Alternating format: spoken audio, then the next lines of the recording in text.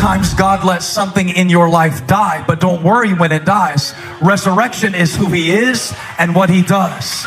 And if you can get the stone rolled away long enough to believe for a little while, I hear a voice calling Lazarus out of the grave. See, the grave clothes wrapped up the revelation of who Jesus was when he got on the scene and said, Lazarus, come forth. The grave clothes had no choice but to fall off, because the voice of the Lord unwraps death to present resurrection. Who needs a miracle today? I came to preach to you.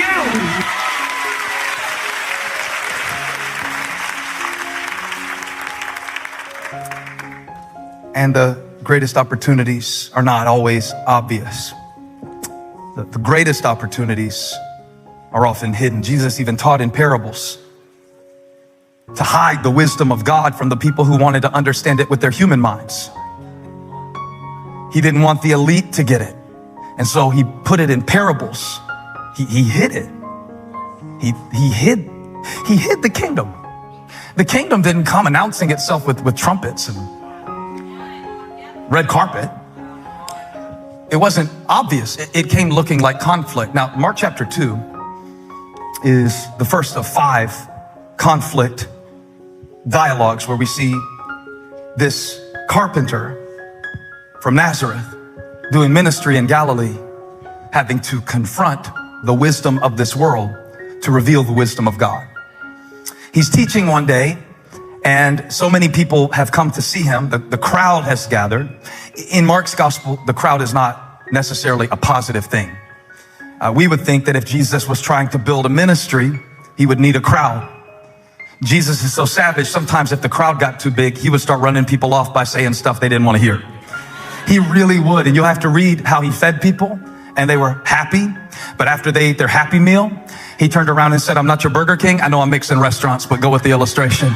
He said, if you eat my flesh and drink my blood, then you can have this kingdom. And they said, whoa, I was into the miracles, but this took a dark turn. This cannibalism thing. And even the disciples couldn't understand it, but Peter did after. And when he was recounting to Mark, so Mark could write this gospel account, he talked about the crowd. The crowd had gathered, and they were listening to Jesus preaching. And the Bible tells us about 4 men who brought their friend, and they could not get in because of the crowd. They had high hopes. You could say that their hopes were through the roof. Great expectation. But then they were met at the door. By the way, there are 4 doors in this passage that are not obvious. 4 doors in this passage and in our lives that are not obvious, because life's greatest opportunities are not always obvious. So they come to the front door and they can't get in. This represents the door of disappointment. How disappointing it must have been that after you have carried your friend all this way, only to find out at church that not only is there no room in the main auditorium, but they're not even seating in overflow. Thank you very much. You can watch live stream. These men were met at the door with disappointment.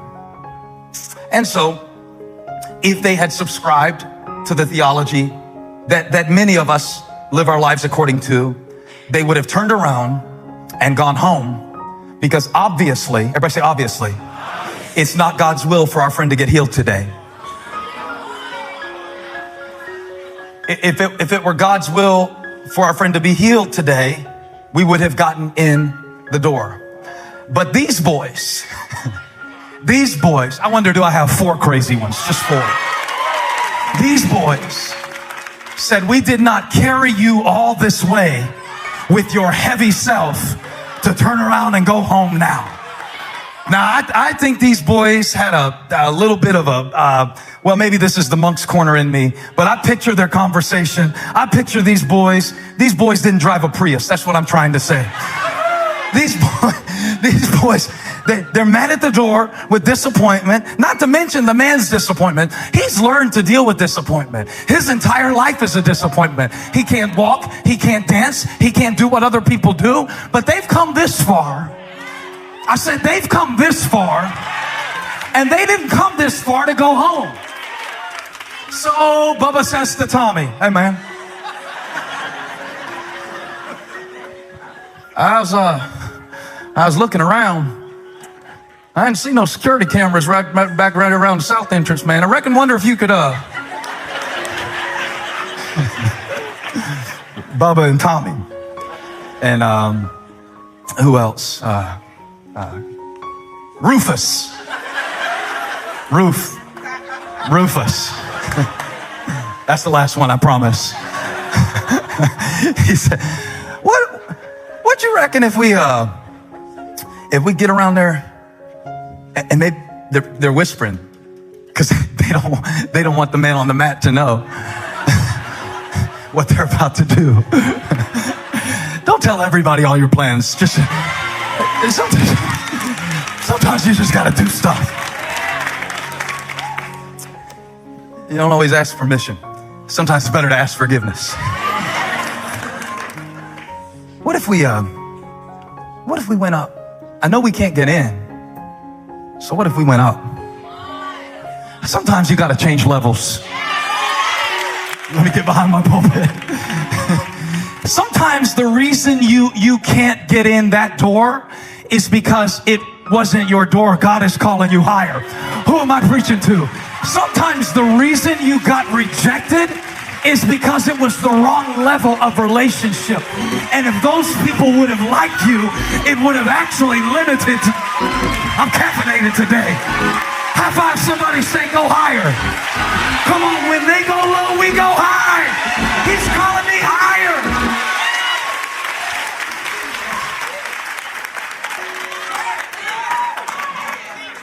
So they go up and they do not find a door, they make a door. Have you ever had to make your own door? Nobody gave me money to start this church. Nobody sponsored me officially. I wish they would have. But you know, I'm kind of glad they didn't, because I had to learn how to dig. And sometimes one of the greatest things that can happen to you in your life is to be turned away at the front door, because you discover another door. Somebody shout, there's another door. This is not the normal door. This is not for normal people. This is not for people who want to quit because the Wi-Fi was a little slow, or skip church because it was 43 degrees. No, this is for the people who have determined. Somebody shout, I'm determined. We have a frou-frou view of faith. We think of faith as being something to fall back on, not Mark. Mark mentions faith 4 times in his gospel, and none of them represent an attitude. They always represent actions. Faith to Mark is something you can see. Actually, it's something that you can see in response to something that you cannot see. Faith is the substance of things hoped for and the evidence of things not seen. So it is something that you can see in response to a hope that you can't see. That's a series right there. There's another door. There's another door. And when Jesus, verse 5, saw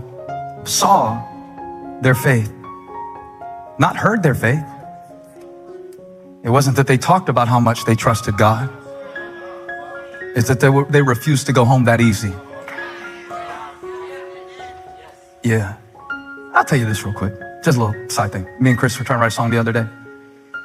And I said, I know this is the 51st revision on this song, but I want the devil to know I'm going to keep coming, because I feel like we're supposed to finish this song. Chris Brown looked back at me and said, if that joker doesn't know that by now about us, he hadn't been paying attention. Because I'm going to tell you something. I'm not always the smartest, but I don't turn around the first time somebody tells me you can't come in this door. That's just not how I'm wired. Now, it's fine. It's fine. If you don't like me, you don't have to. But I'll find somebody who does. It's fine.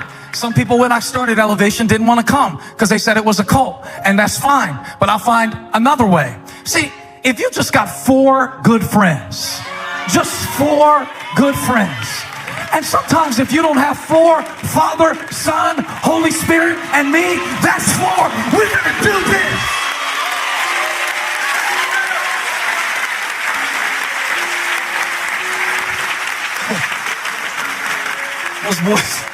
Those boys were like, we ain't going home. He's heavy. No, sir. And we'll put him up on that roof And we're going to dig through that mud, and we're going to make a door. We're going to make a door. I'm going to get through to my kid one way or another. I'm not just going to give up on him. Not that easy. I'm going to find a way to get through. I might have to shut up. I might have to speak up. If that doesn't work, I'll do the other. I might have to hug him. I might have to hit. I might have to try some different ways. But now we come to the door on the ceiling. There's another door. If you can't get in the front door, go up. It's another door. You got to make it. It's going to look like a door. You got to dig through it. It's a door, but you can't see it. It's not visible. It's not something you can see. It takes faith. And faith is something you can see in response to something that you can't see. So you got to make a door, make a door, make a door. Somebody say, make a door, make a door, make a door, make a door. And Jesus respected their carpentry. Jesus liked their work. He actually, in verse 5, he's preaching, and there's a distraction overhead. Now, he's not even healing this day. It's not even on his agenda to see sick people. Some of life's greatest opportunities are not always obvious. And some of God's greatest invitations will show up in the form of interruptions. And he's preaching. And he's probably doing a really good job. Just going off context clues. He is the word, so if he preaches what he is, it's probably pretty good. Got a big crowd. And all of a sudden, Peter says something Matthew doesn't say. Matthew describes the incident. He simplifies in Matthew 9, verse 2. Matthew says, some men brought to him a paralytic lying on a mat. When Jesus saw their faith, he said to the paralytic, what did Matthew leave out? The fact that they ripped off this dude's roof. It sounds so nice when Matthew says it. It just looks so easy. And they brought their friend and Jesus healed him. No. Did you hear that? Jesus is preaching. Therefore everyone who hears these words of mine puts them in practice like a wise man who builds a house on the rock, rain came down, streams rose, winds blew, beat against that house, it didn't fall because it has foundation on the rock. And right about the time he's making his point, here comes a sound. Remember that Mark is writing what Peter told him to write. And consider that most scholars believe that it was Peter's house that Jesus was preaching in. So Matthew remembered the healing, Peter remembered the roof. It's funny to me. It's perspective. Did you hear that? Keep preaching. We're gonna check it out. But about the time that the dirt starts falling from the mud on the ceiling, are you willing to get your hands dirty, by the way? Or are you too afraid to mess up your manicure to go after your miracle? I could preach manicures or miracles. The choice is yours.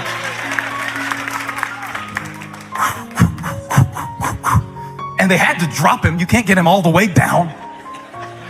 And here comes the dirt. And here comes the man. We'll call him Matt. We don't know his name.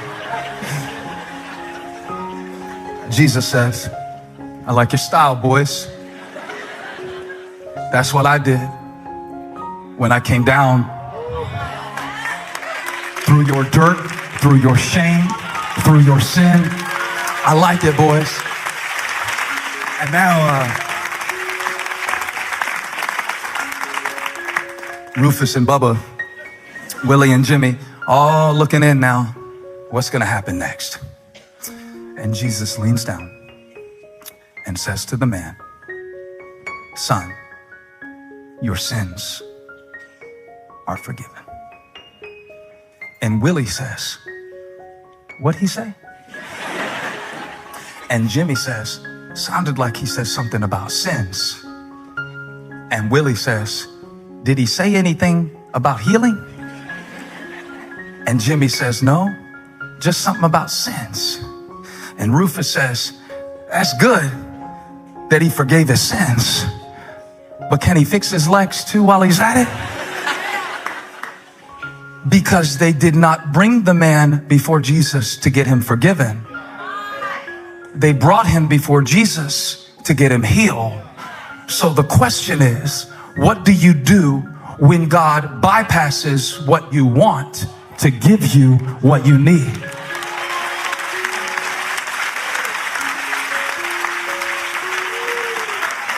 The most obvious thing to do is to heal the man.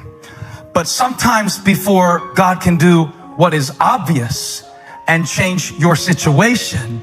He wants to work within you so that when he changes your situation, you will be ready to receive it.